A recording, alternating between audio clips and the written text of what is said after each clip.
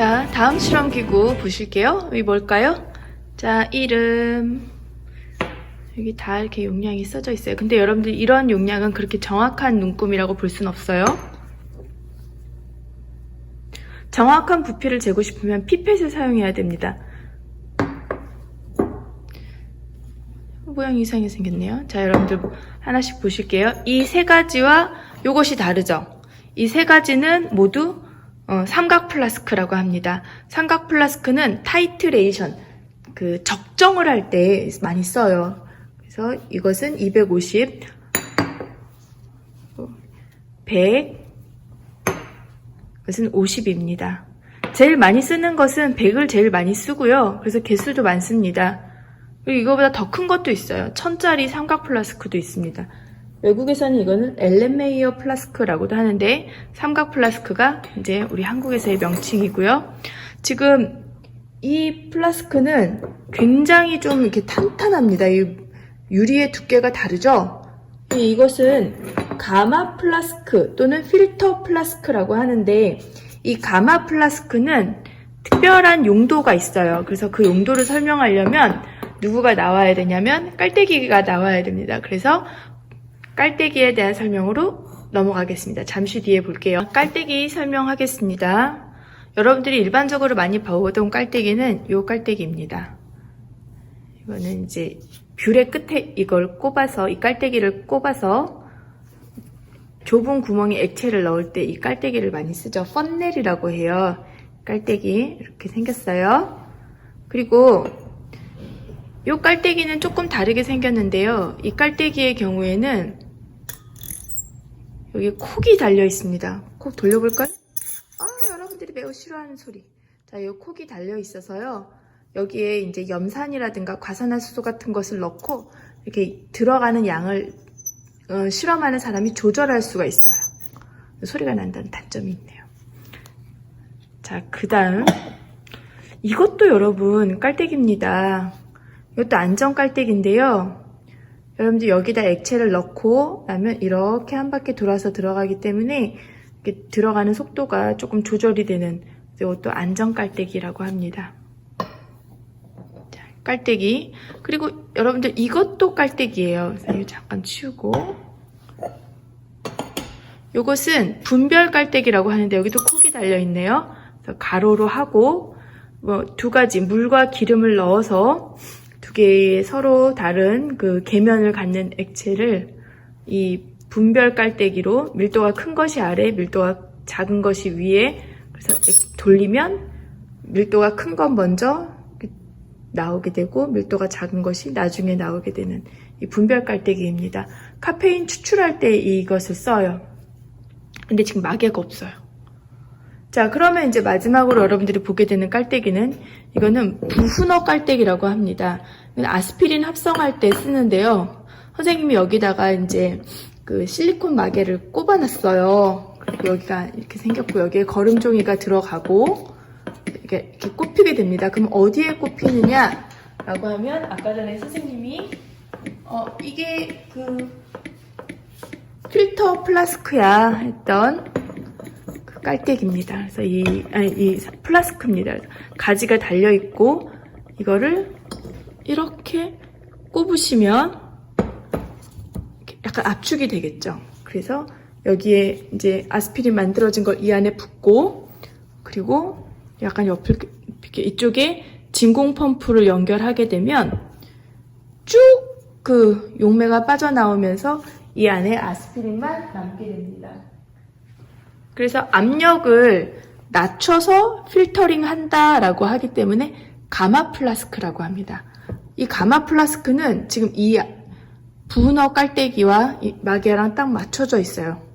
여기에 고무관을 연결해서 그 진공 펌프로 공기를 빼내고 이렇게 할 때 쓰는 깔때기가 있습니다.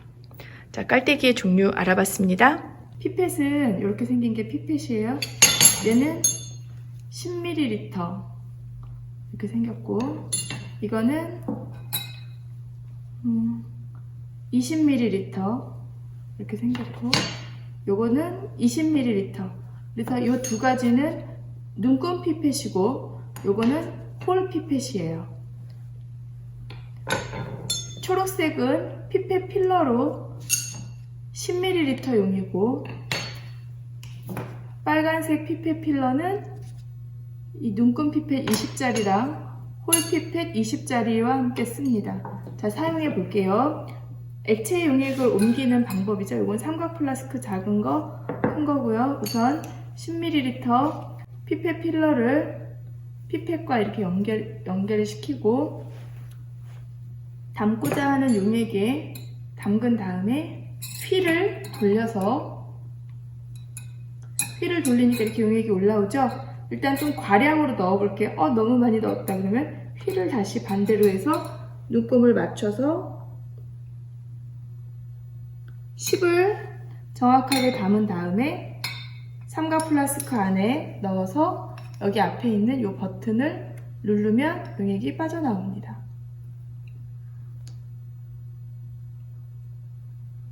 자, 그런데 용액이 끝에 이렇게 남아있죠? 그래서 그런 거는 여기를 이렇게 잡으면 용액이 빠져나와요. 다시 해볼게요. 피펫 필러를 피펫에다가 넣고 내가 원하는 용액만큼 휠을 돌려서 용액을 담은 후에 메니스커스를 눈높이로 맞추고 삼각 플라스크에 용액을 옮긴 다음 이 버튼을 눌러주시면 용액이 빠른 속도로 빠져나옵니다. 아까 전에는 선생님이 여기 피펫을 잡아주었죠? 근데 이 기계를 쓰면 여기를 누르면 용액이 바로 빠져나옵니다. 자, 피펫 사용법. 자, 두 번째 피펫 볼게요.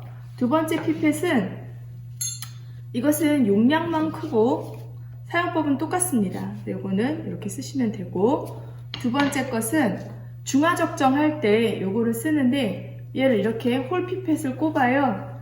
그리고서는 마찬가지로 휠을 돌려서 얘는 다른 눈금은 없고 오직 20이라는 눈금만 있습니다. 그래서 용액을 이렇게 담아서 눈금에 맞춘 후에 삼각 플라스크에 옮겨 담습니다. 그래서 마찬가지로 버튼을 눌러서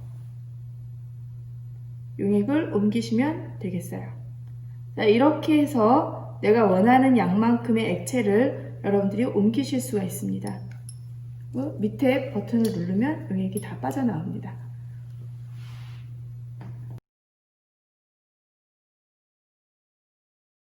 (50ml를) 담으려고 합니다.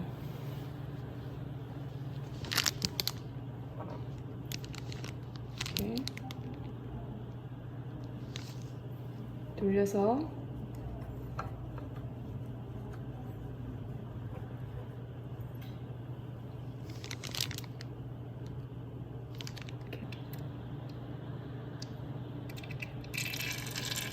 일단 20을 담았고요.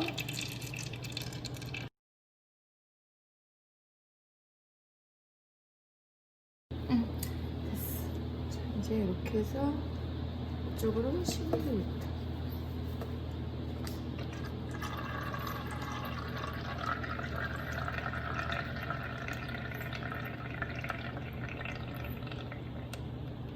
자, 이렇게 담았어요.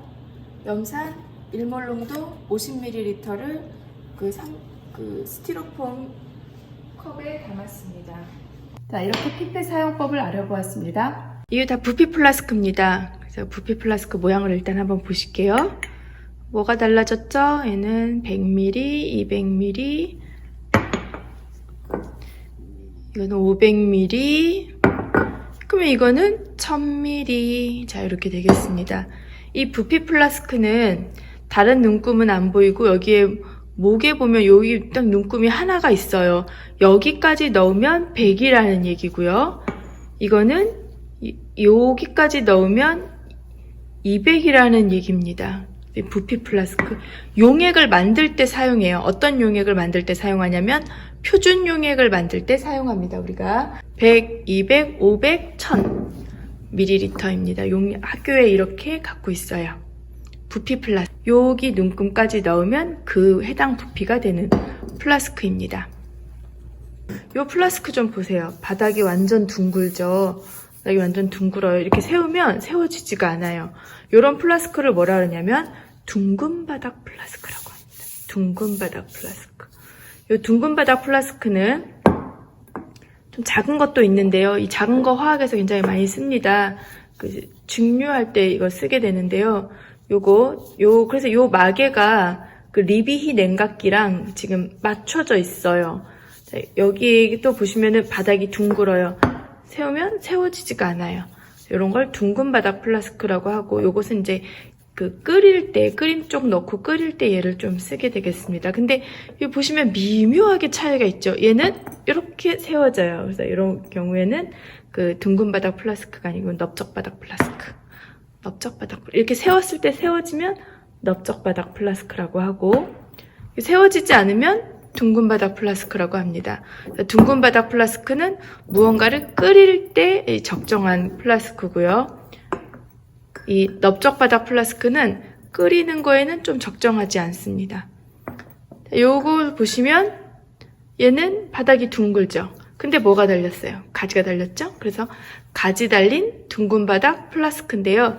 요 가지 달린 둥근 바닥 플라스크는 끓여서 이쪽으로 이렇게 끓여진 물질이 바깥으로 이렇게 액화돼서 나올 때 요걸 씁니다. 그래서 물과 에탄올을 같이 넣어서 끓여서 에탄올이 먼저 끓어서 나온 분별 증류할 때 요것을 써요. 자, 플라스크에 대해서 알아봤습니다.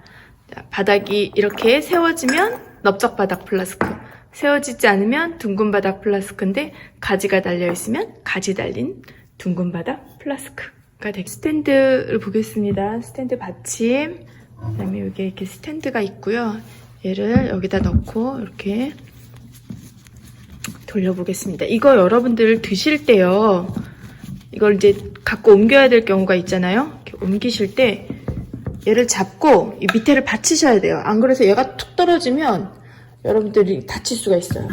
이렇게 해주시고, 그 다음에 이것이 이제 클램프가 되겠습니다. 이 클램프. 그리고 이것은 링입니다. 그리고 이 연결 콕을 갖고 여러분들 이렇게 넣으시는 거예요. 이거 안 보였네요. 올려볼게요.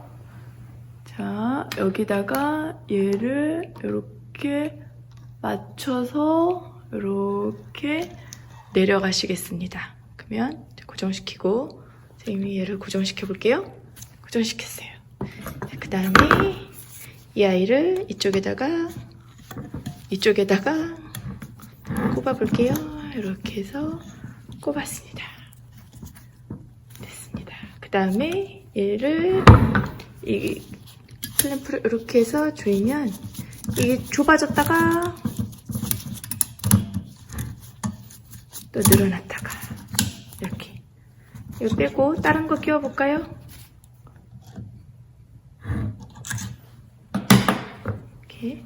이렇게 생긴 링. 요 끝을 여기다가 꼽아서 이렇게 연결했어요. 이렇게 연결해 보았습니다. 자, 링 사용법 알아보았어요. 여러분들 끝. 알콜 램프를 사용하는 경우에는 여러분들은 소화기를 항상 근처에 두셔야 됩니다. 이 소화기는 이런 테이블에 놓는 소화기와 그리고 교실에 곳곳에 설치되어 있는 이산화탄소 소화기가 있습니다. 이 소화기를 쓰실 때에는 우선 이 노란색 이 부분을 잘라주시고, 그리고 여기에 돌려볼까요? 이 안전핀을 이쪽으로 이렇게 선생님 손가락 방향으로 안전핀을 뽑아주시고, 그리고 이 호수 있는 부분을 불이 나는 쪽에 향하게 한 다음에 얘를 누르시면 됩니다. 자, 두 번째 소화기는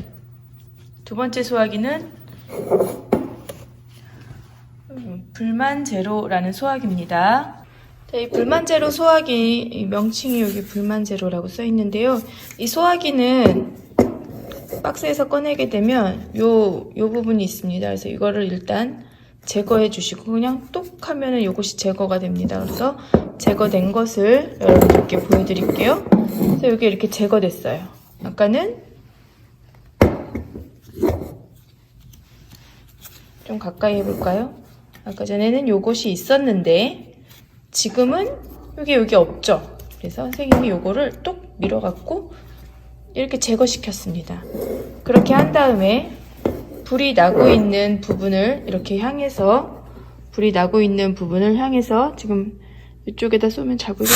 이렇게 불을 꺼시면 되겠습니다. 한 번 더 써볼까요? 이렇게 한 번 더. 전화기로 불을 켜면 이렇게 알콜 램프에 불이 붙거든요. 근데 알콜 램프에 붙은 불은 그 불이 잘 보이지가 않아요. 선생님이 불을 한번 꺼볼게요.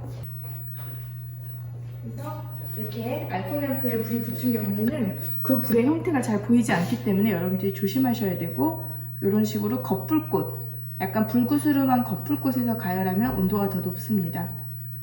이렇게 해서 가열을 해주시면 되는 거예요. 옆에 사람이 없고, 그 다음에 용액이 끓었을 때 다치지 않게 이런 식으로 가열을 하시게 되겠습니다. 자, 그러면 이제 알콜 램프에 불을 꺼볼까요? 자, 알콜 램프에 이렇게 불을 끄실 때는 마개를 덮었다가 그다음에 다시 열어서 징계를 빼내시고, 그 다음에 마개를 막아서 지정된 장소에 보관하시면 되겠습니다. 이 시약병은 세구 시약병이라고 합니다. 구멍이 작고요. 색깔이 갈색이에요. 시약병의 마개는 막았다가 열어놓을 때는 이렇게 이 안 부분이, 이건 잘못된 거예요. 이렇게 하시면 안 되고, 얘도 안 됩니다. 이렇게 굴러가서 떨어질 수가 있어요. 이렇게 굴러가서 떨어질 수가 있기 때문에 반드시 이렇게 놓으셔야 하며, 이 하얀 것은 이제 백색 병인데요. 이것도 마개는 이렇게 놓으실게요. 얘는 광구형입니다. 자, 어떤 경우에 쓰냐? 질산은이라든가 요드와 칼륨 용액 같은 경우에는 이러한 햇빛에 의해서 변할 수 있기 때문에 이러한 갈색병에 담고, 그렇지 않은 경우에는 이렇게 백색병에 담습니다. 그 다음, 이것은 점적병이라고 하는데요. 이 점적병도 햇빛에 의해 변질될 경우에는 갈색병에 보관하시고, 그렇지 않은 경우에는 이렇게 백색병에 보관하시는데, 되게 지시약이 요런 데 이렇게 담겨 있게 되겠습니다.